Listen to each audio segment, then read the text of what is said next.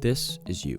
You might be new to production, you might be many years into production. Nonetheless, the situation is the same. You can't make music as fast and as effectively as you want to, and you are searching YouTube in hopes of finding some magical technique that will speed up your music production process and allow you to make ideas in no time. There are a lot of workflow related videos out on YouTube for music production, and most of them say to do the following things. Organize your sample folders, organize your plugins, create a template for when you start ideas, and I'm sure these are great tips to use. Maybe that's all you need, but it wasn't for me. I won't and I can't really give this advice to you because in reality, I don't use a single one of these tips. My sample folder and my plugins folder are the most chaotic things out there. I have thousands of samples from God knows where and hundreds of different paid and free plugins that I've downloaded over the years. And I always start from a blank slate, as you see in all of my videos. But I usually get a solid idea down in 15 minutes. So I want to share with you today how I actually optimized my workflow, made it super effective without doing all of these things. Today, I'll be talking about the 2 key things when it comes to optimizing your workflow in my opinion. And I'll supply them with some tips here and there to help you along as well. I will say this before we begin though. The title says the secret to an effective music production workflow, but there is no secret. You most likely, deep down, already know exactly what I'm about to tell you today. You just need to hear it from someone else. First, to introduce workflow, I need to talk about choice of DAW. For workflow, choose the DAW that's easiest for you to express your creativity with. All DAWs are good in their own way. If you're more the fluid and less structured person, FL Studio is easily the best DAW. Because there is zero structure, it's a DAW where nothing really makes sense. You can put things on top of each other, the tracks in the playlist aren't connected to the tracks in the mixer, and so on. It's very all over the place, but it's amazing for having fun and make music sort of like painting. If you're, however, the type of artist that needs a bit more structure like myself, then Ableton and Bitwig Studio are excellent options in my opinion.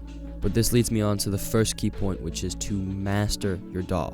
To get better at any skill, the first fundamental thing is to learn and master your tools. Learn the ins and outs of the DAW, learn the important shortcuts like copying and pasting, duplicating, cutting, and everything on your keyboard. You can watch in-depth tutorials about your DAW and maybe even read the manual guide if you want to suck out everything of what you paid for. So learn your DAW through and through, and this will undoubtedly speed up your workflow. The second key point is to focus on the songwriting. One of the laws of the universe that I've learned through books and something called self-improvement is the 80-20 rule. I first heard about it in a music production context in a really cool video from Fico, where he also talks about what I'm speaking about now and explains how you can use the law to optimize your time in your everyday life to get better at production. I'll link that video in the description if you want to check it out after watching this one. I think it's a good watch. But it pretty much states that 80% of outcomes come from only 20% of the causes, and the remaining 20% of outcomes come from 80% of the causes. Don't understand it? I'll explain this scenario to you, and I'm pretty sure you will resonate with it. What I found through myself and through every other producer I know is that 80% of your song comes from the actual idea and the songwriting itself. Only 20% of the rest comes from things like mixing, sound designing, mastering, tweaking, etc. But the paradox is that music producers spend 20% of their time on the actual idea and 80% of the time on things like this that don't truly matter. And if I'm gonna be honest, most of these things are done mainly to please other producers rather than yourself. The second fundamental thing you need to get better at any skill is to practice relentlessly. You might already be doing this in music production, spending time daily, but you need to be smart about what you're practicing so you actually improve. When you initially got into music production, you improved so much over a short period of time because you focused on making songs. You didn't care about the mixing or any BS, and combined with learning your DAW in the beginning, you saw insane amounts of progress. But as we improve, we scatter our focus away from these 2 things. While we think we're getting better because we're learning things like sound design, it might actually be holding us back. Spend more time making ideas, and you will get better and faster at getting down ideas, making your workflow more effective. This is how I quickly got better and faster at music production. Well, then you might think, I can't just neglect these things because my song will end up sounding bad. A good idea will sound bad if not executed properly. Yes and no. Of course, these things like mixing and sound design are important, but I think we value them higher than they need to be. Mixing, in my opinion, should never be complicated, and you can easily level the sounds, EQ, and process your sounds while making your idea, This kind of stuff is needed in production, but spending hours afterwards trying to perfect a mix, in my opinion, is a complete waste of time. I've almost always found that if you overcomplicate the mixing process, it ends up sounding worse than it did before, usually because you remove some of that rawness from your track in favor of the clean and polished, professional sound. When it comes to sound designing, I'd say learn how to sound design in your synth of choice, so you know what's going on in the synth and you know how to actually make your own sounds.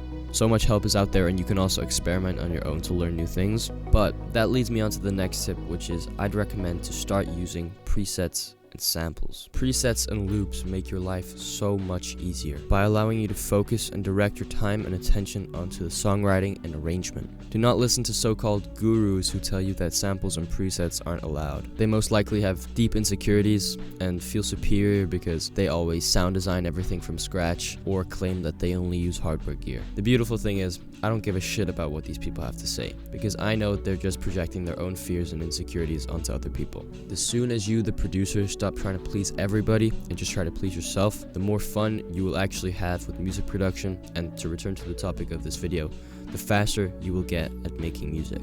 I understand if you as a producer don't want to use other people's sounds and want to learn how to make your own sounds from scratch, and that's really understandable because it's pretty much what I do with my synths. You'll see in some of my videos that I almost always use drum samples and loops as well to supplement, but that I sound design things from scratch occasionally and use presets.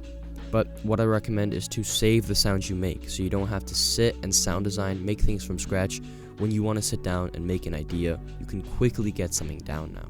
You can now make 10 ideas in the same amount of time that you usually spend on 4, because you focus and prioritize your time on what truly matters. And because you keep making new and more ideas over time, your ideas will not only become better, and you will not only become a better producer, but you will inevitably become faster and more effective with your workflow. Unless you're a mixing engineer or dedicated sound designer, most producers that I've encountered just want to make cool music, and that comes down to the songwriting, not this other BS. But you might not be like this, and you might want to sound design unique sounds from scratch each time you sit down to write a song. If that's you, then the tips in this video still apply. You should optimize your skills to get better and faster at sound designing. And the only way you do this, whether you want to hear it or not, is through practice and learning your tools through and through. The next tip is optimizing your workspace. I mean both externally in the real world, but also inside your computer. We live in a world full of distractions. Everywhere around us, we are being distracted when we're trying to work. From the endless phone notifications to the probably a bit too many YouTube videos you're watching. If you want to be effective at producing, you need to learn to just produce. Optimize your desk space so it's not so cluttered with hundreds of different things. Make it as minimal as possible for it to be as easy as possible to create. Turn off your Wi-Fi when producing if you can. If you use Splice on a regular, you can't do this, but close your browser and don't open it until you are done producing. Put your phone on airplane mode, or even put it in another room. And even though it might seem harmless to check your phone for 5 seconds, it can very easily disrupt anything you had going on, because now your mind starts to wander and you start thinking about random different things. And suddenly, you've wasted 20 minutes that you could have spent time making an idea. This is something that I've learned from the book Deep Work by Cal Newport, which I really recommend. But that's pretty much all I had for you in this video. I really hope this video got you thinking about what truly matters, and I hope you can use these tips to improve your workflow just like I have. But I got one last tip for you before we finish the video, and that is to remember to hit Control or Command S before your totally legal FL Studio crashes.